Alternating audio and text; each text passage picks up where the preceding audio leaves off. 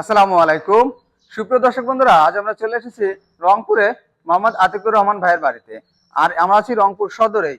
আর ভাইয়ের বাসায় কিন্তু একটি ভিয়েতনাম গেট এবং একটি পকেট গেট এক পাল্লার লাগানো হয়ে গেছে, এবং এই গেটের ভিতরে যেসব আমরা মালামাল ব্যবহার করেছি সিকিউরিটি হিসাবে এবং কবজা হিসাবে, সেগুলো সম্পর্কে বিস্তারিত আলোচনা করব।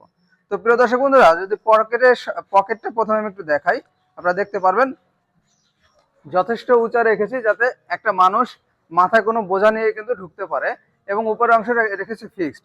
এবং এই পকেট গেটে কিন্তু দিয়েছে একটি 18 চাবিওয়ালা একটি অটো লক, যেটা দাম অতিরিক্ত খরচ আসবে। যদি আপনারা ব্যবহার করেন তাহলে অতিরিক্ত খরচ দিতে হবে, আর যদি আপনারা অটো লক না নেন তাহলে এর জন্য অতিরিক্ত খরচ বহন করতে হবে না। আর এখানে রয়েছে 25 মিলি রডের একটি হ্যাজবল। তো প্রিয় দর্শক বন্ধুরা, এপাশে যদি দেখায় কবজা, আমরা প্রত্যেকটা পাল্লায় কিন্তু 4টা করে কবজা দিয়ে দিই। প্রত্যেকটা ভিডিওতে এগুলো বলে দিই যে আমরা কিন্তু প্রত্যেকটা পাল্লায় 4টা করে কবজা ব্যবহার করি। আর এখানে দেখতে পাবেন 5 মিলি প্লেট ব্যবহার করেছি। এখানে 1.5-3 বক্স এবং আউটফ্রেম দিয়েছি 1.5-2 বক্স।